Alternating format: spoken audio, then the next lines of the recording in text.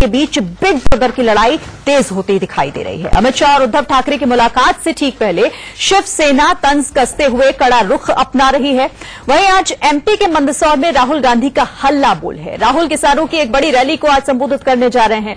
तो वहीं बाबा रामदेव और सीएम योगी के बीच ग्रेटर नोएडा फूड पार्क पर सुलह के आसार दिख रहे हैं। और चौथी बड़ी खबर, साधु संतों ने बीजेपी को चेतावनी दी है कि अगर राम मंदिर का काम शुरू नहीं हुआ तो 2019 में बीजेपी की हार तय है।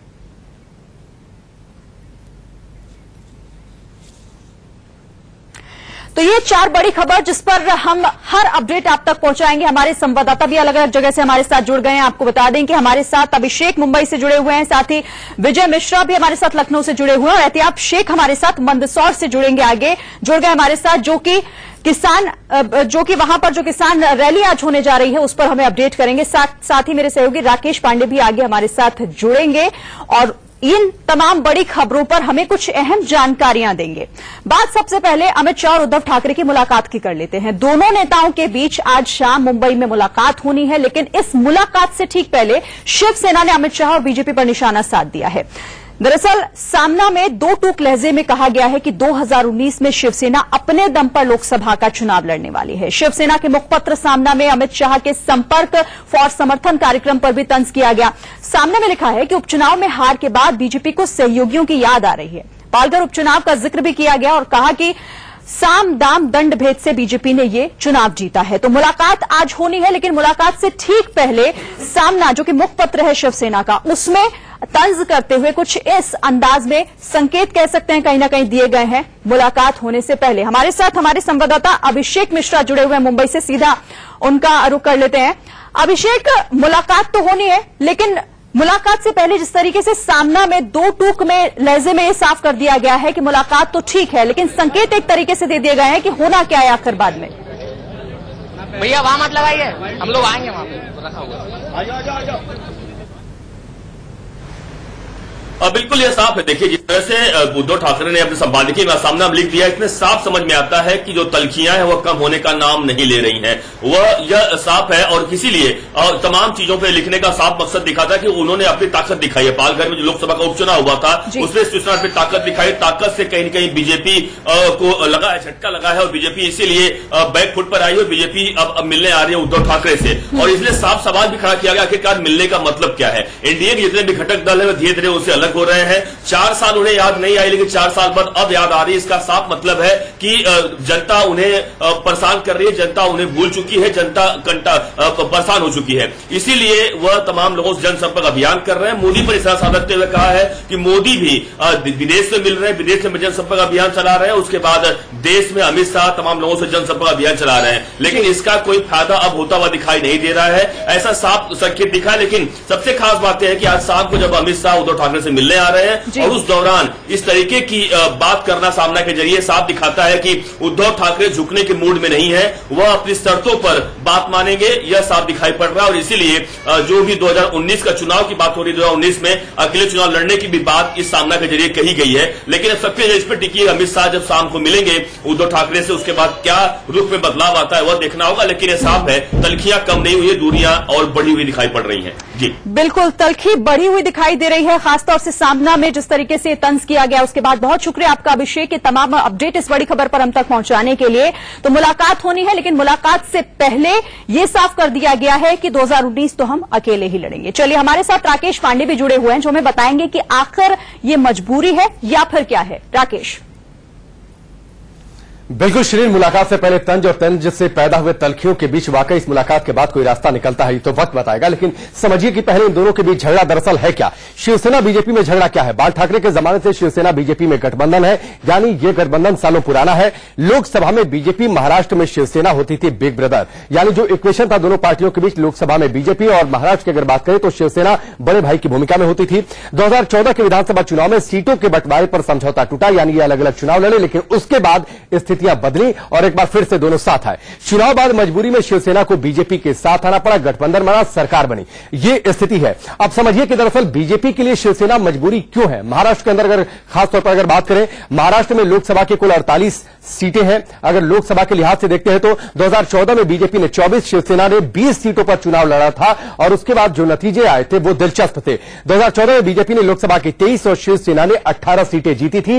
यानी अगर 2019 के लिहाज से शिवसेना जरूरी है भाजपा के लिए, शिवसेना अलग हुई तो 2019 में जाहिर सी बात है बीजेपी को नुकसान होगा, क्योंकि पिछले चुनावों में 13 सीटों पर जीत हासिल की थी।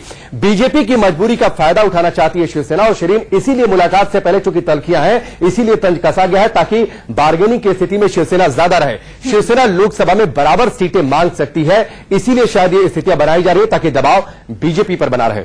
चलिए ओवर टू श्री।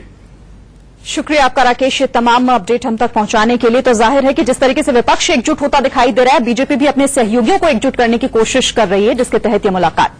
आगे बढ़ते हैं, अगली खबर का रुख करते हैं। कांग्रेस अध्यक्ष राहुल गांधी मिशन 2019 में जुट गए हैं। राहुल गांधी आज मंदसौर से मध्य प्रदेश विधानसभा चुनाव का बिगुल फूंकेंगे।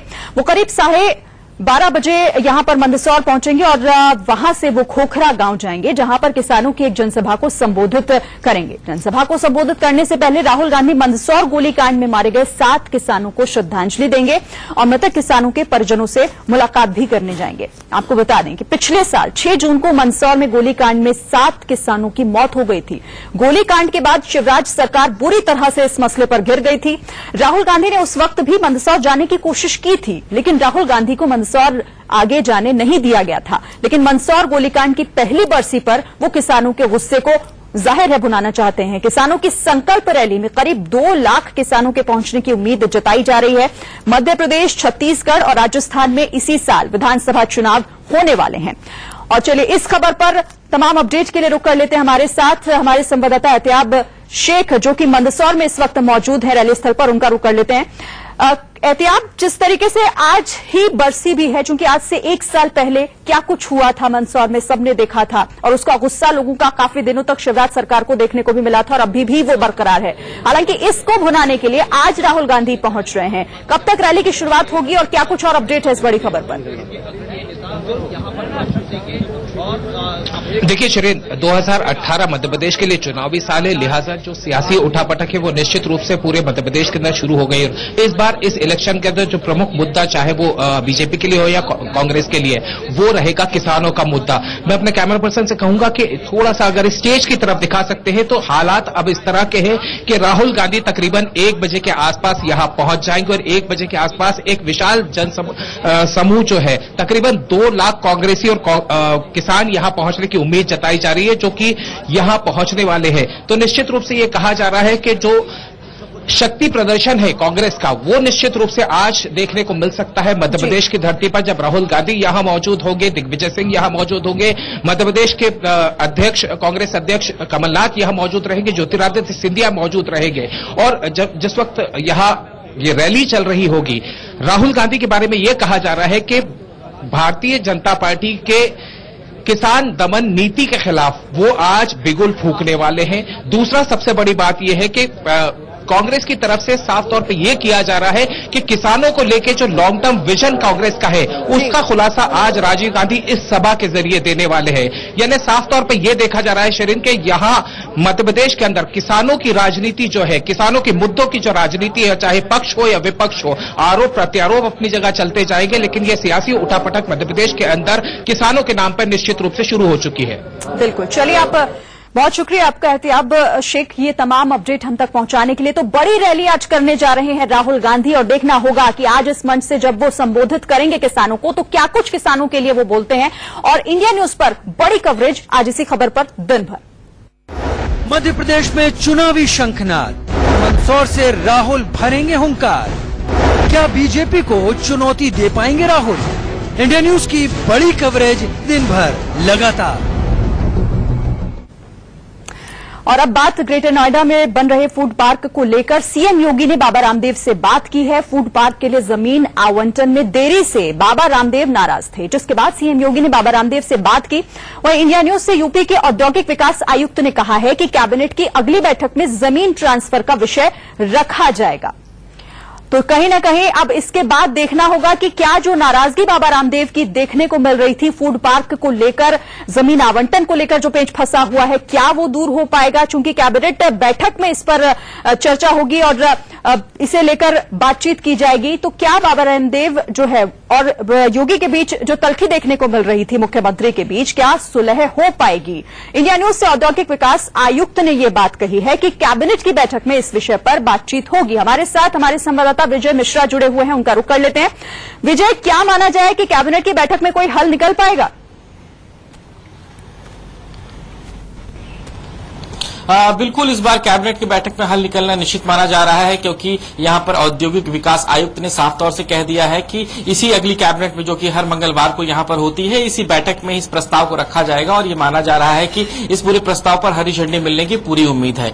क्योंकि जिस तरह से कल बालकृष्ण का ट्वीट हुआ था और उन्होंने यहां पर अपने फूड पार्क को कहीं और हस्तांतरित करने की बात कही थी, उसके बाद से ही ये काफी मामला तेज हुआ था, क्योंकि कहीं न कहीं उद्योग को अपने यहां बसाने के लिए लगातार प्रदेश सरकार ने इसके पहले काफी सारे रोड शो किए हैं, काफी बड़ा यहां पर मेगा इवेंट भी किया था, जिसके जरिए से यहां पर उद्योग धंधों का विकास हो सके और कम से कम यहां पर जो उद्योगपति हैं वो यहां पर आकर के अपने काम को आगे बढ़ा सके। और ऐसे में इस वक्त अगर कोई भी इस तरह का प्रोजेक्ट किसी दूसरे प्रदेश में जाता है तो जाहिर सी बात है कि विपक्ष को एक मौका मिलेगा और कहीं न कहीं योगी सरकार निशाने पे आएगी। और कहीं योगी सरकार ऐसा बिल्कुल नहीं चाहेगी कि कम से कम ऐसे समय पे जब उन्हें यहां पर उपचुनाव में हार मिली हो और उसके बाद से अब इस तरह का एक बड़ा प्रोजेक्ट के हाथ से निकल जाए, तो जाहिर सी बात है विपक्ष उन्हें कहीं न कहीं से जरूर यहां पर घेरने की पूरी कोशिश करेगा। तो यही कारण है इसकी वजह से इसके लिए इंतजार करना होगा कि आखिर कैबिनेट की बैठक में क्या सुलह हो पाएगी और क्या हल इस मसले का निकलकर सामने आता है। शुक्रिया आपका अभिषेक, ये तमाम अपडेट हम तक पहुंचाने के लिए। रुक कर लेते हैं, हमारे साथ हमारे सहयोगी राजीव भी जुड़े हुए हैं, सीधा न्यूज रूम से उनका रुख करेंगे, बताएंगे कि आखिर पतंजलि का कारोबार है कितना बड़ा। जय श्रीन, बीजेपी अध्यक्ष अमित शाह के संपर्क और समर्थन की एक अहम कड़ी बाबा रामदेव है और अगर नाराज होते हैं फूड पार्क पर तो उत्तर प्रदेश सरकार की परेशानी बढ़ना लाजमी है। इस फूड पार्क के बारे में बताते हैं जो ग्रेटर नोएडा में खास बातें इस फूड पार्क के बारे में। इस फूड पार्क को लेकर बाबा रामदेव काफी उत्साहित हैं और उनकी उम्मीदें हैं यहाँ पर कि इस फूड पार्क के जरिए जो पतंजलि की चेन है, जो पतंजलि का कारोबार है, उसे वो काफी आगे बढ़ा सकेंगे। यहाँ पर एक खास बात यह है कि 12,000 लोगों को रोजगार की बात है इस पूरे फूड पार्क में। ग्रेटर नोएडा के साथ और भी 2 जगहों पर ऐसे फूड पार्क लगाए जाने हैं और साथ ही करीब 6,000 करोड़ रुपए का ये प्रोजेक्ट है जो बाबा रामदेव का है। और इस प्रोजेक्ट को आगे बढ़ाने में अगर कहीं से लाल फीताशाही आड़े आ रही थी तो उसको लेकर बाबा रामदेव नाराज थे। तो ये तमाम चीजें हैं जो इस फूड पार्क को लेकर हैं, जिसके चलते बाबा रामदेव चाहते थे उस पर फैसला साफ हो और जल्द हो। शुक्रिया आपका राजीव। तो बाबा रामदेव चाहते थे कि जल्द ही साफ हो जाए रास्ता, लेकिन फिलहाल